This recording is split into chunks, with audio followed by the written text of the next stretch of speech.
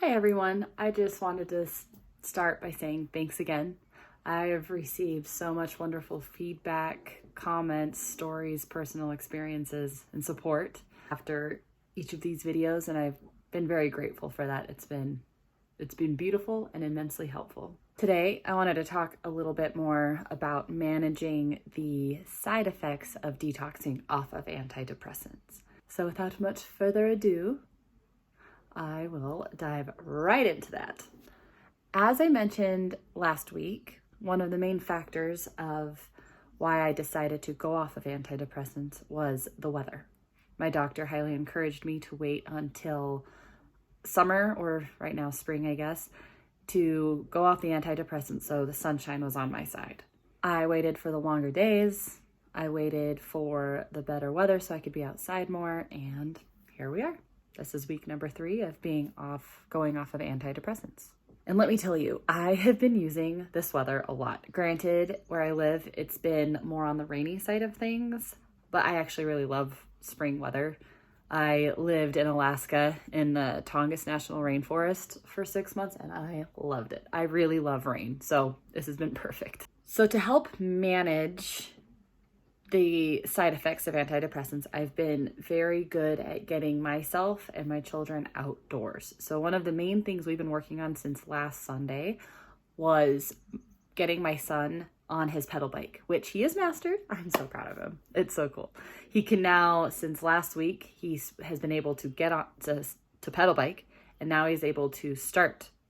So I don't have to hold him and push him. He can just start on his own. So that's one way that we've managed to be outside a lot, is he's been pedal biking, and my little 18-month-old daughter, she's been on her little baby strider bike. So we get out at least once a day just to do that, rain or shine. And a huge blessing and like massively helpful. We have gone on a lot of walks where my kids will give me sticks and rocks and dandelions and grass, and so we just collect all these natural treasures. And that has also been really great because, as we know, one of the best ways to help your mental health is grounding, and a really good way to ground oneself is to go outside and to touch the earth and be involved with the earth. So we've been doing a lot of that, and that has been a lot of fun. We've also been gardening a lot, and that plays into finding treasures because part of our garden is we're building a garden path, and we're lining it with the rocks that we're finding. So it's lined with all these cool little rocks that my kids have been finding in the neighborhood. And that has been another, a tender mercy, is that we've been building our garden and finding all these treasures and kind of bringing those two things together. Because it has been so rainy, we've also been seeking out a lot of puddles. My kids love puddles. I don't know a single kid who doesn't love puddles. And so we've been going to parks that I know have big puddles in the trails, and we'll go splash. My kids will, one of my kids will ride his bike through the puddles, and he loves it. We got their little rain suits on, and it's just the best thing ever. It just gives them the biggest smiles on their faces, and it's so worth it. It's so worth the smiles to get all the mud, all the puddles, and to just play. We have been facilitating a lot of play dates with my kids' friends. Last night I had over a couple of my son's friends for a movie night, and it turned into a superhero run around night. It was so much fun. One was Dash from The Incredibles. The other was Thor, and my son was a dinosaur, and it was just the best thing. So and then we ended up, of course, even though it was kind of cold, we ended up outside riding bikes. So like I said, getting outside and riding bikes has been a huge help for us. I have also been getting out and running a lot. Not a lot. I've only gone like twice this week, but that's a lot more than no times. And so I'll just put my baby in her stroller and we'll just go. It's nice to get outside and exercise and just get your heart rate going, your body going, your movement, get everything loose. And because when I run, it's basically when I meditate. My brain, I push myself so my brain has the opportunity to just kind of go, kind of turn off. I go into like the nothing zone and I just go. And so that is also a hugely beneficial thing. It's kind of a lot like how I feel when I play soccer. So I was able to do that also this week. Just play soccer, socialize, have fun, listen to music, but also have some friendly competition. And then this week, I'll go into this a little bit in minor detail in just a couple minutes, but this week has been a particularly challenging week from outside circumstances. And I was able to call a friend on Friday night and say, hey, I would like to go out and do something. There's a comedian I like who's in town. Maybe we can go there. And she said, great, just come to my house and we'll decide what to do once you get here. And I got to her house. We kind of just walked towards the comedy club and had such a fun time. Oh my gosh. The comedian, his name is Michael Palisak. I love him because his humor is not crude, crass, or vulgar. It's just good, clean humor. Also, he talks a lot about parenting, which is hilarious. And we had a great time at the show. And after the show, we went and talked to him.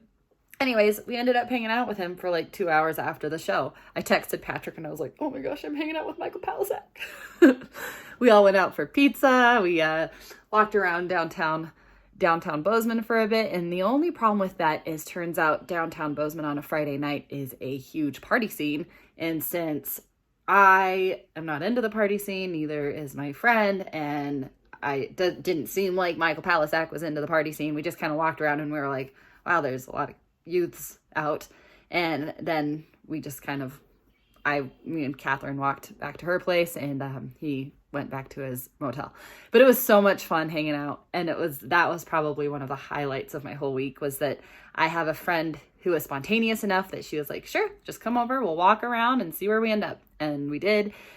And just things like that are so helpful when you're doing this kind of stuff with depression.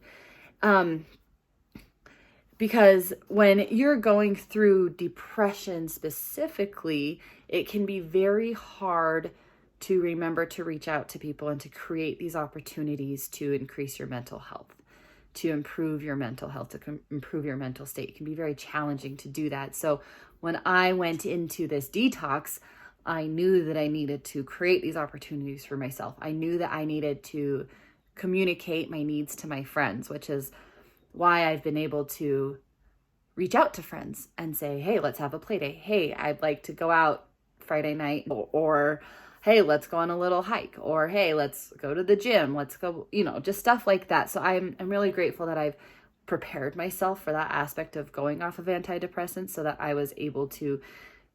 am able to create these minimize these opportunities for myself to continue to succeed in this goal of mine. I am also incredibly grateful for the friends that I have who have been so supportive, kind, generous, and thoughtful during this, and are just there for me as I try to be there for them. I don't want to underemphasize how amazing my husband has been through this. He will ask me frequently how I'm doing. He will say, what can I do for you today? What can I do to help this process? And I'll just say, let's go on a walk. Let's do this. And he'll be like, let's do it. And then we'll go. And so it's just like having a spouse that is so supportive and kind and sensitive to this has been a huge, huge help. And then having my children who are always just so enthusiastic to do everything has also been a huge help. So I just want to say another shout out to everybody who's been so kind and helpful. Thank you. Last week, I also mentioned that one of the ways I knew I was ready to get off of antidepressants was because I felt like I could manage and deal with hard things really well. I felt like I had the right resources and tools in my tool belt that I've learned from coaching from my coach, Aubin.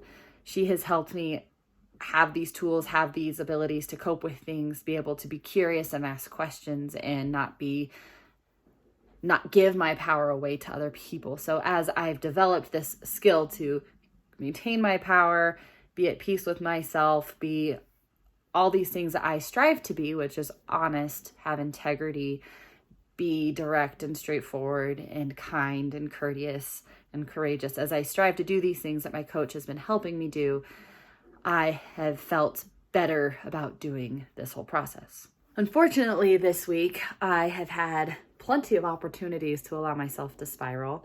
I have found myself in a situation that I don't fully understand, and I don't know if I ever will, but some things have happened with a friend of mine whose friendship I very much value. Some things have happened where our friendship has fallen apart for reasons that, like I said, I don't understand. And it has been a huge test to myself of my ability to use these resources that I have been acquiring over the years, really over the last year. The resources of handling opposition, handling hard things, handling these kinds of situations. It has been super challenging to manage this. It is never easy to deal with friend stuff. Like I've said probably in the past, is at church, I work with young women. And the one thing that comes up almost every time I am with them is how hard it is to deal with girls in their class. And all I can do is commiserate with them. I'm like, hey girls, you're doing great. Just be honest, be true, and don't participate in gossip, because that does not stop when you're an adult. People will still do that when you're an adult. And I'm so grateful that I have this opportunity to experience alongside what these girls are going through, because it's helping increase my empathy and my ability to be a better leader to them. But through all of this, I have been able to maintain my ability to be curious. I have been able to maintain my integrity and not participate in the gossip that's going on. And I do attribute that to my coaching. And also, is further manifestation that I know I'm ready to go off antidepressants because I am able to handle it. I am still experiencing symptoms of this detox, though a lot of what I've been going through this week has kind of overshadowed my tracking of of everything. So some of the symptoms that I have been documenting in my journal continue to be brain fog, sleeplessness. I swear I cannot fall asleep before 2 a.m. and I am so tired. Can you tell? Do I look tired? I think I look tired. But brain fog, sleeplessness, being really like, I can't sleep, but I'm also really tired and want to sleep. It's such a conundrum. Lack of motivation. However, like I said, I did prepare myself. So though I am experiencing the lack of motivation, I am not allowing myself to wallow in that.